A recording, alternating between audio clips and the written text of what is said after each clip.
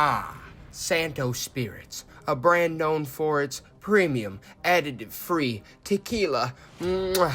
A brand also owned by Guy Fieri and Sammy Hagar? You know, the celebrity chef and the former Van Halen frontman. Before Guy Fieri rose to fame, he was a chef and restaurateur. And Sammy, he owned a liquor company. Sammy, in order to promote Cabo Wabo tequila, was having a contest, you know, between so many bars and restaurants of who could sell the most of his tequila. And apparently, Guy sold a shit ton. The restaurant's name was Johnny Garlic's. Winning the contest led to backstage meetings, and the backstage meetings led to a lifelong friendship between Guy and Sammy. That's pretty neat. And received a signed guitar from him, which is what initially kicked off their friendship. After the brand rose to such a successful period in its existence, Hager decided to sell the company, understandably so, for $80 million. But Fieri, he was disappointed. He told Hager, if you ever want to start another tequila company again, you know, give me a call. And a few years later, he actually did call him. I mean, Sammy started his own bar in Mexico in 1990. Hager truly loved agave tequila, and he wanted to make the best. That's why in 2017 he launched Santo Spirits. And in 2019, he brought on celebrity chef Guy Fieri as a partner. Santo Spirits has an average annual estimated revenue of about $6.4 million a year. So it's a pretty successful company. The premium tequila market is also a growing industry with a collective market value of about $7.1 billion in 2023. Plus, with the popularity of both Guy Fieri and Sammy Hagar, pulling both their audiences together while also utilizing their abilities to market as well as create flavorful beverages and just overall products, one could only speculate that the company would be bound for success in the long term no matter what the circumstances. But then, in 2024, there was the heist. In November 2024, 2 semi-trucks filled to the brim with Santo's liquor, 24,000 bottles, were hijacked.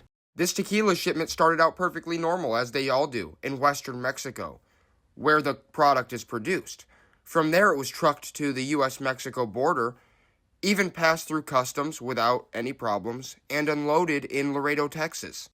The very next day, the shipment was moved onto 2 semi-trucks that were supposed to make their way to Santo Tequila warehouse in Lansdale, Pennsylvania. Dan Butkus is the CEO of Santo Spirits. Dan first noticed the issue when the product was due on Wednesday to their warehouse in Pennsylvania.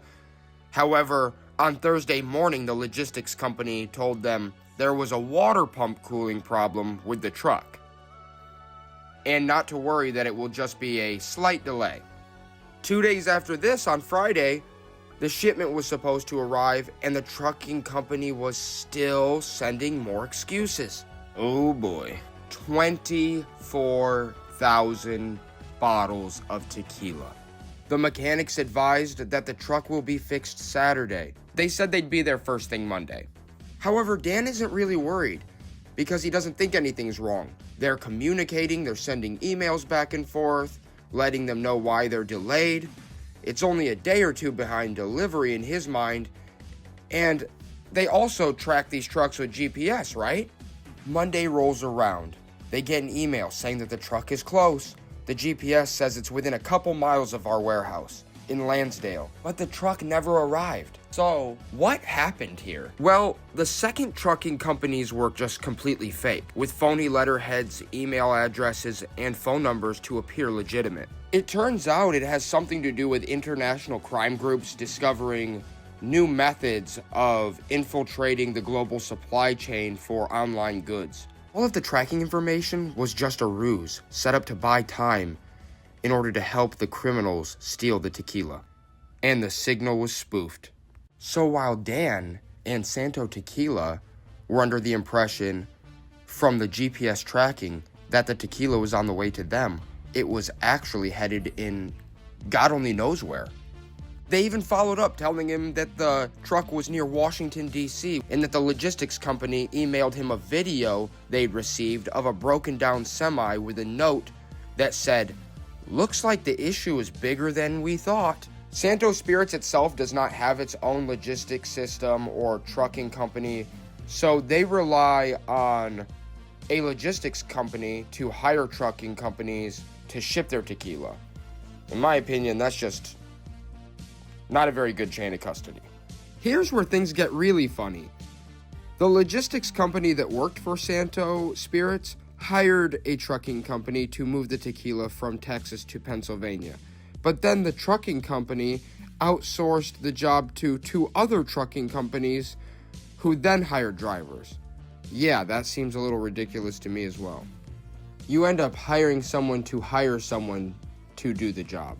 So, by the time everybody pushed the job off onto another company, the final company at the end of the rainbow was like, we're not even a real company, we're just robbing you. In the trucking community, they call outsourcing a trucking job from one company to another double brokering. It's actually very common in the industry. The worst part of the whole entire matter was that Guy Fieri and Sammy Hagar had been heavily promoting this special new tequila ahead of the holiday season. Guy Fieri was quoted as saying, "It's not like we're sitting on huge reserves." Crafting tequila as high of quality as Sammy and Guy are is a very time-intensive process. So you can't just run to the distillery and shout at your workers that you need more right this instant. Guy and Sammy had to go to the retailers and explain to them why they couldn't fulfill their orders, which according to Guy really impacted their business. They were coming right into fourth quarter after all of the hype that Guy and Sammy had been creating around the product, and now they couldn't fill store shelves. When asked if Guy felt targeted, he responded by pretty much saying, "It was hard not to feel that way considering it was a semi-truck full of tequila and not a semi-truck full of, screwdrivers." I mean, obviously somebody knew it was in that truck, right guys? Last year, U.S. businesses lost more than $230 million worth of goods to physical heists, and those engineered online. The basis of this whole entire heist started with the criminals creating fake online profiles of trucking companies. They bid on jobs they suspected might be valuable and hired unsuspecting drivers online. Then, instead of sending the drivers to the Santo warehouse in Pennsylvania, the criminals redirected them to deliver the shipment into their hands. They just told them, instead of taking it to the destination that was on the bill, to just take that load to Los Angeles. The insane part is the driver that picked it up had no idea that he was even committing a crime. The drivers are under the impression that they are taking a legitimate load to a legitimate location. But instead, the driver is being puppeteered by a criminal organization hiding behind closed doors. In the last 4 years, scams online of redirecting cargo into the hands of criminals has spiked 1,200%. Detectives did track down one of the drivers who picked up the tequila in Texas. He'd moved on to other jobs, but he was able to inform investigators that he was directed by what he thought was a legitimate trucking company to leave the shipment at an industrial site in the San Fernando Valley. With this information, police were able to uncover a warehouse in southeast Los Angeles that was holding 11,000 bottles of Santo tequila. Hey, they found half of it. However, the thieves and the second truck of tequila were never found. You just constantly have to be tracking shipments today online. Sheesh.